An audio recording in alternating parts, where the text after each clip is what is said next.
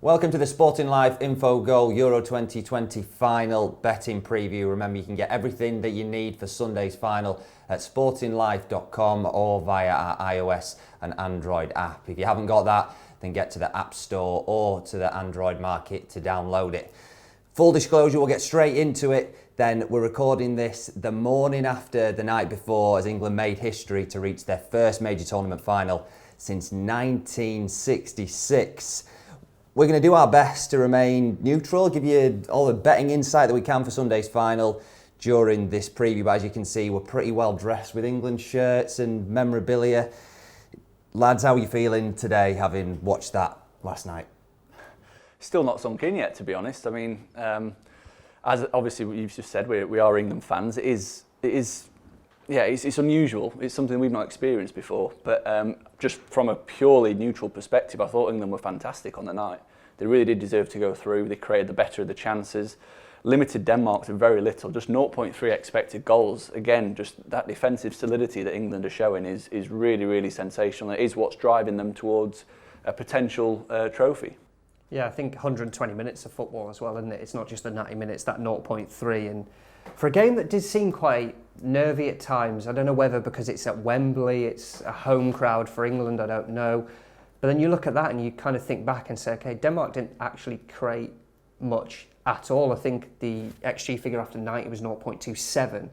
So even in the 90 minutes they did very little. They did even less in extra time. It sets it up to be a really nice final with great respect to the likes of Denmark, Czech Republic, Ukraine, who got far. I think when it comes to a major tournament, you want to watch the big teams play against each other. It felt like that on Tuesday night as Italy took on Spain in the semi-final. So have an Italy-England final is quite unusual because England are there, but it sets it up to be a really fascinating one given how they performed. And just on the other teams, then we've really got to make sure that we give Jake Pearson, who wrote our outright betting preview, for our exclusive betting guide, which hopefully plenty of you read before the tournament got on. Italy 12-1 each way to reach the final, which was already paid out so that you'll be in profit if you backed all of his anti-post tips.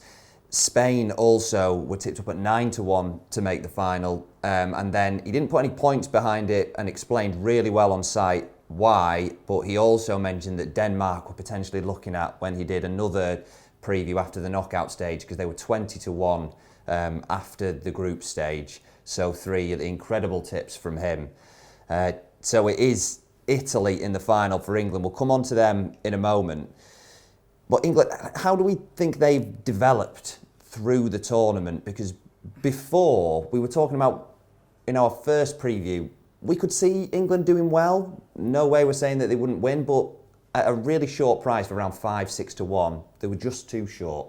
Yeah, they've definitely grown into the tournament as it's gone on, and we filmed a knockout preview, and Tom was the only one, credit to him, that actually said that they were a value price at the time of 7-1 to actually win the tournament. And myself and Jake Pearson, we were sort of on the fence around that, whether we saw enough of them in the group stage to suggest they could get past Germany, then potentially Denmark. But they really have developed and grown as a team as the tournament's progressed, built on what is an extremely solid back line. I mean, I don't think that enough credit's been given the way of the likes of Maguire, the likes of Stones, Shaw, Pickford, even though he was a little bit, back to his usual ways against Denmark. Just a little bit, yeah.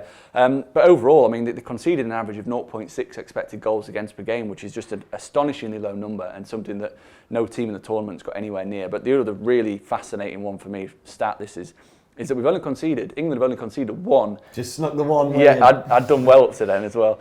They've only conceded one big chance so far this tournament, which was Thomas Muller's one-on-one. That is staggering, really, given they've played 5 or 6 matches and just conceded just the one big chance. And we classify a big chance at Infocol as any chance that has an XG value of 0.35 or greater.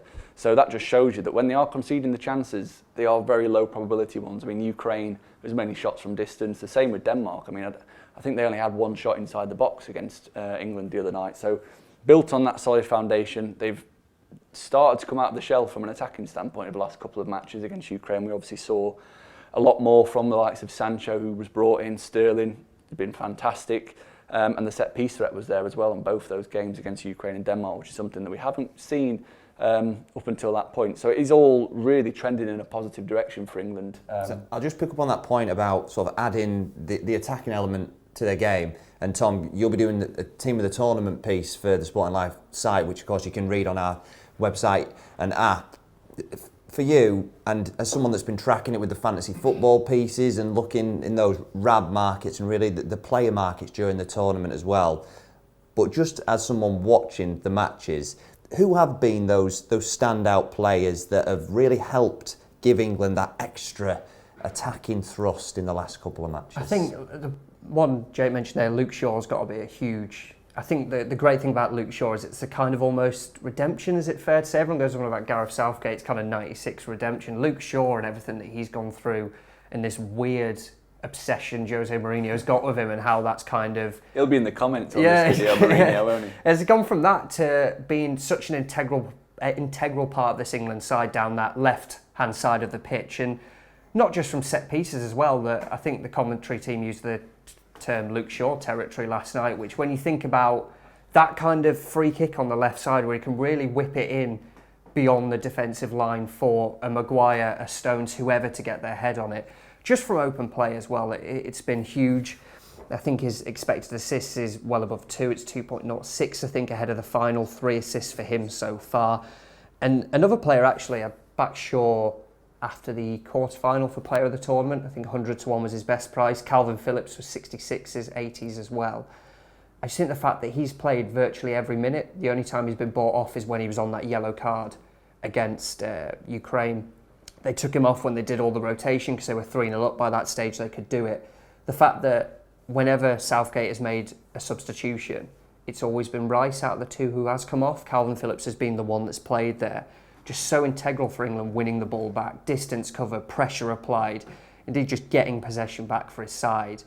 Him and Rice have been excellent. I think equally, we talked about this earlier, that you could kind of measure them fairly equally in their contribution. I just think Phillips has given just that bit more for England at the moment in terms of winning the ball back for them. And yeah, just... and this isn't your Leeds bias? I think for me though, it's what's making me think it, and I backed him player of the tournament. As I said before, it's a midfielder for a team in the final and a player who's played virtually every minute. I just think that there's just that little bit extra of contribution that he's made has been key. And as we saw in the semi-final, when he had a bit more time on the ball, he can make things happen. Those long passes, the winning the ball back. It's a lovely combination in midfield. But I think, yeah, Shaw and Phillips for me, just that two on kind of that area of the pitch have been key. Because we're onto it already, so we'll come on in a moment to the game itself and the challenges that it'll present England from an English standpoint, but also just how we think that the game might go. But we've started talking about players, so we'll look at that player of the tournament market, and it's really tightened up. The price, Raheem Sterling now 7-2 to be player of the tournament. He has been fantastic. End of the group stage, he'd come in short to around 8-1, but before the tournament, 66-1 to be player of the tournament. Is that a reflection of his form for Manchester City last season, or is it that until this tournament, he's never really got the credit that he probably deserved for just how good a player he is? Yeah, I think it was a bit of both, that price. I mean, I think many people were expecting England to get to the semis, have a deepish run, but there's so many other players in that list.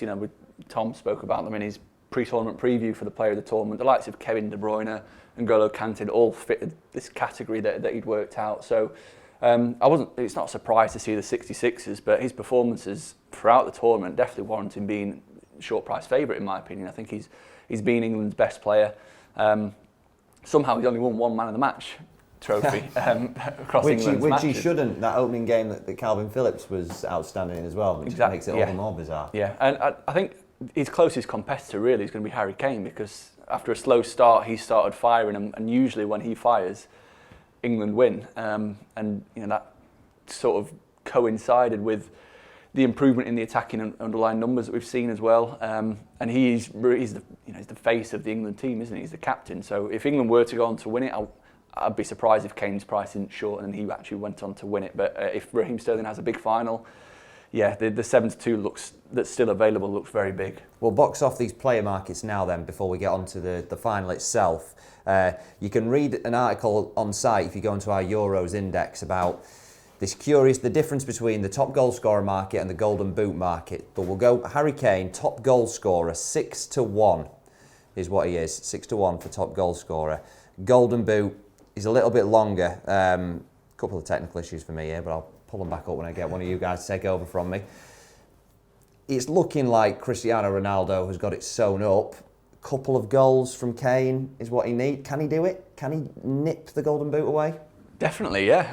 I think that there's every chance. I mean, we know Italy are a very solid defensive team themselves, but it's an ageing backline. I'm pretty sure that the likes of Saka, Sterling, whoever plays out wide will fancy the chances against the likes of Emerson, and then obviously Chiellini, Bonucci coming in field.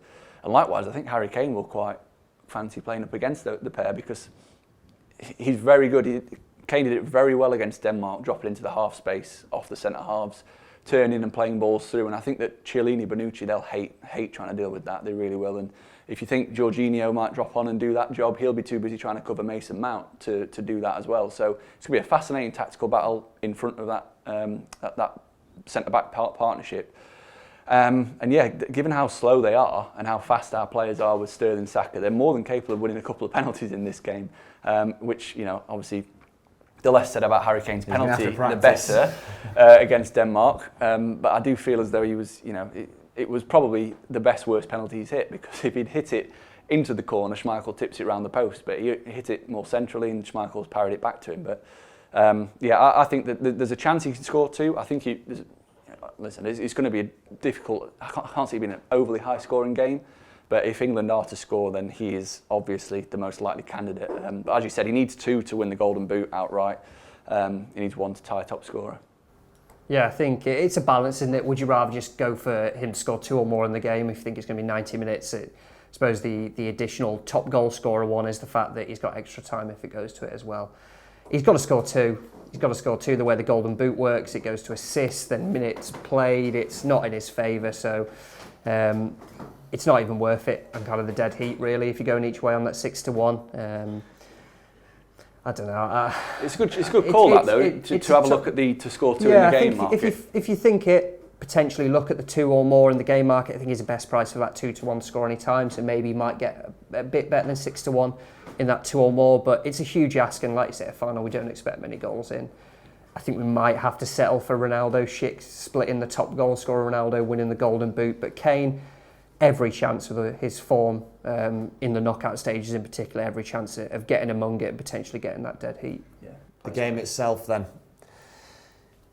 We'll start with, from an England perspective, feels harsh this because I'm saying don't say we. Who would England rather have played, do we think, Italy or Spain?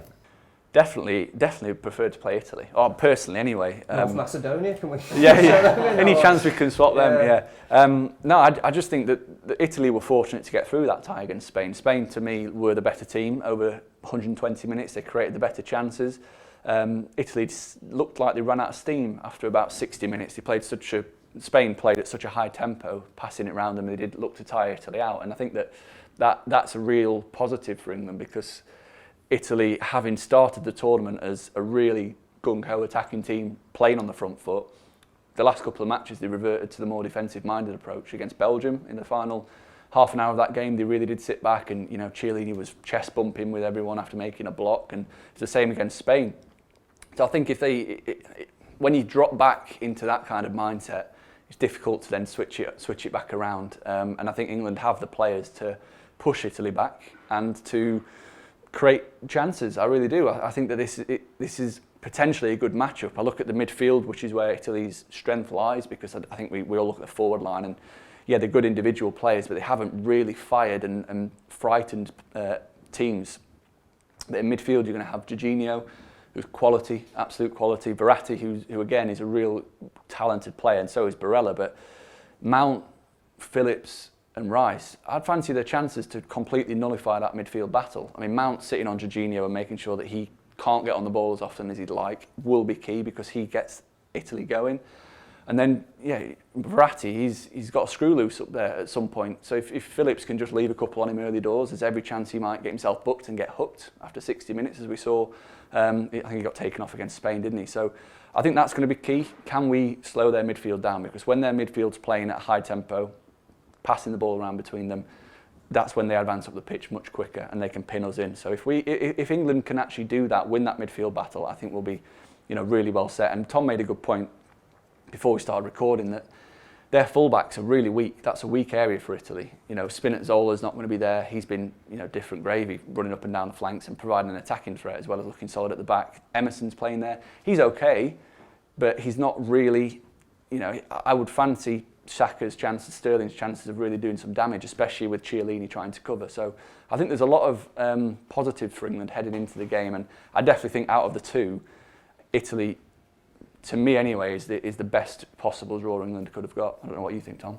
And just before you come in, Tom, then just get the prices out there. So best price, England 9-5 to win in 90 minutes, Italy 21-10, the draw 21-10. So as a starting point, then rather than just who we think might win and whether the matchup is good or bad, where's the value in that?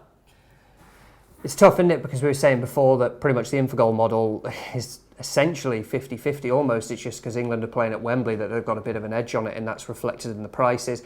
I mean, you've got to be looking at draw, I think. I feel like you draw, you're always sitting on the fence. I don't know, because we can sit here and debate all day that all three outcomes look really good value. But you've got to think about how, can we say evenly matched? I'm not too sure, but in terms of the attacking output, the defensive side of things as well, I mean, the only difference probably is that Italy against Spain, we saw them really opened up. They lost the XG battle quite considerably for Italy in that one. But for me, it just looks like a game where it's 0-0 at half-time. It drags on a bit, the nerves are still there. Nobody really wants to take a risk when it gets to a point, and it could just go out to that 0-0 draw. I'm not too sure. Equally, I could see both teams scoring. Yeah, it's a tough one. For me, if I was going to go for an outright prediction in the 90 minutes, I'd maybe lean towards the draw, but honestly, all three outcomes at those prices, it reflects kind of where we're at with the two teams, how the game is seen to go, and you can make a strong case for all three, but I think I'd probably lean towards draw. And lift the trophy then, England 17-20, Italy evens. Would you say it's similar argument to what Tom's presented there?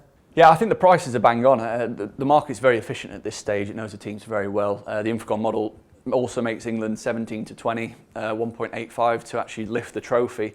And it's hard to disagree, really. I mean, one of the things I've noticed having watched Italy is that they're averaging over 2 expected goals for per game, but a lot of that XG is actually low probability chances. So they're taking on shots from distance more regularly than they are creating big chances. And I did a little study in one of my articles on site, and England's average XG per shot is at 0.21, which is actually the highest in the tournament. And that means that when England are taking a shot, it's got a better chance of being scored than every other team in the tournament. Italy's down at 0.12. And then on the flip side of that, England's defence is really good at limiting the quality of the chances. So I think this is a game that can play into England's hands, and it's absolutely, they are fair favourites. As Tom said, they've got the home advantage as well. So I would not put anybody off backing England to lift the trophy. I think the one thing that I did want to bring up is that Italy's price is interesting, and it's probably one I'm going to monitor, and if they go odds against, I might back Italy to win the trophy, and then in play look at England's odds to see if Italy have a bit of a purple patch. In the first half they start well, they have a succession of chances, they're on the front foot, and then maybe they might slide into the favourites as well. I think something significant might have to happen for England to go against odds against, but I think when it's this close and it could go either way, if you can get an 11-10 on Italy at 23-20, you're not making much, and then maybe potentially gambling on England going outsiders, because then at least if they do, you can back it, then you know you're going to get something from it. Might be a sensible approach to the game that we're just struggling to call a bit. Now, I promise you we are doing our best to look at this objectively, but I think we're fairly in agreement. We feel like both teams play well. This is a game that England should win. Best bets for the final then. I'm going to go first up. We've actually slightly touched on both of these a couple of times. I think that Emerson at left back is a player to really look at because of England's strength in the attacking area on the right-hand side, whether it's Sterling is moved over there, Saka, whether Sancho is sort of parachuted in, that Emerson has averaged 3 tackles per game when he's played more than an hour this season for Chelsea, apart from this tournament where Italy haven't had to do that much defending, really, haven't been tested. And I mentioned to you guys earlier that I thought it was astonishing that Spain didn't give Adama Traore more of a chance to just expose him in the semi-final. So that'll be one to look at. Can't give you a price other than 4-1 for him to be carded because the tackle lines aren't there yet, but it's really just one to bear in mind. But in terms of actual bet, draw half-time, England to win. You can get that at 6-1. Which I think is an astonishing price. Especially given both played 120 minutes, they're probably going to be a bit tired towards the end of the game. Completely, and the majority of England's goals have been coming in the second half. That just feels like a really, really big price to me. Yeah, I'm fully on board with that. I think that's a really good shout. If you're wanting something simple, I think England will win in 90 minutes, personally. Their best price, 7-4. All the reasons that we've mentioned. I think that England have got the better weapons to come off the bench as well, if needed. You talk about Jack Grealish as one that springs to mind. I think he'll start Saka because of Emerson's attacking capabilities. I think Saka's a bit better tracking back. And hopefully Saka has a run at him, gets him booked, and then the likes of Grealish can come on and really take advantage of that. But yeah, defensively, England are the best team in the tournament. They're starting to flourish in attack and find those nice patterns. Sterling's been sensational, and I think Chiellini will probably be having nightmares about facing Sterling the night before. Just there's nothing worse for Chiellini than having Sterling dribbling straight at him. England 90 minutes for me is where I'll be putting the majority of my money, but I'll be having a bit on the half-time, full-time as well. I think that's a really good shout at big price. Yeah, a couple of interesting in the early one. I think Harry Maguire headed shots on target is a popular bet at the moment. Got 2 against Denmark, 4 across the whole tournament. Of course, he scored against Ukraine as well. Even 16-1, I think, is the best price out there on him to score.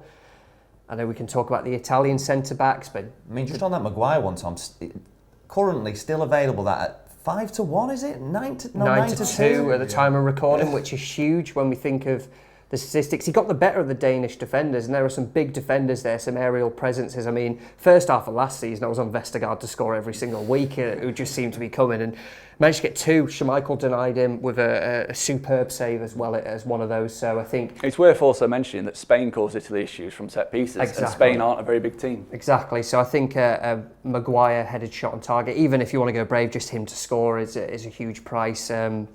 Another one, I don't know why, I'm kind of attracted to the Mason Mount to score any time in this game. Looking at the statistics, I think he's averaging about 0.23-ish XG per game, and when I looked earlier, it was about 7-1, 8-1 for him to score in 90 minutes, which I think is huge for a player that contributes as much as he does. And another goal scorer as well, just Emerson. I know we talk about defensively, but for me, I backed him in the semi-final to score any time. He was 33-1, he hit the crossbar in the first half, so his tournament so far has been very limited minutes. Shot on target, crossbar denied as well. If it was Spinazzola, we'd probably be all over it at that price. I think Emerson is there to kind of contribute in attack as well. I know we talk about as much as England's fullbacks want to go forward, so do Italy's if they can get one chance. Potentially, it could be a value play, but for me, some goal scorers there that just look a bit too generous in. I know the game's probably not going to be high scoring, just on what we've seen on the tournament so far. Maguire at 16s, Mount at 7s, 8s, Emerson at 40s to score in this game. I'll probably just be playing them for the value based on what we've seen so far, because I think they're just far too generous prices. Emerson runs through. England leading 1-0, 15 minutes to go, and you've got your house on it.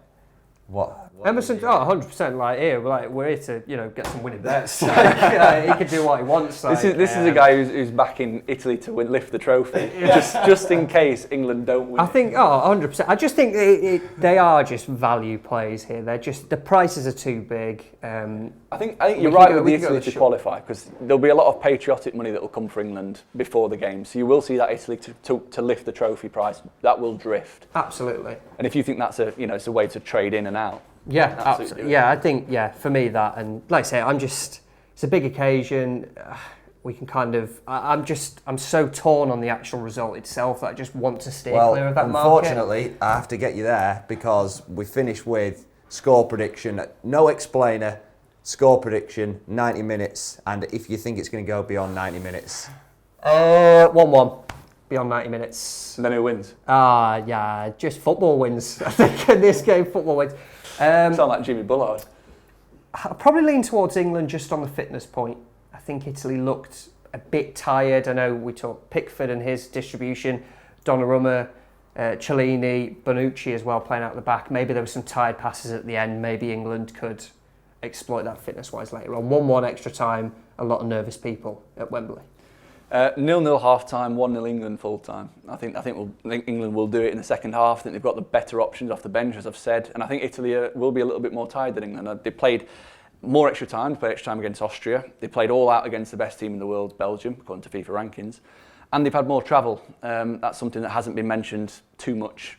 Really, is the fact that England have played, was it 5 of the games at Wembley, 1 at Rome, whereas which is a very short hop from a flight compared to Denmark, who had to go to Azerbaijan. Italy, I think they played in Russia against Belgium, so there's that sort of travel in a short space of time can have a massive impact. So yeah, I don't want to say it too loudly, but I'm quietly confident that England will win. Same as what he said, except 0-0 half time, 2-0 England. 2-0. So remember, thanks for watching. You can get everything that you need for Sunday's final on sportinglife.com or at the Sporting Life app, which if you haven't downloaded already, then you can get it at iOS store or at the App Store too. And if you're supporting England, then fingers crossed.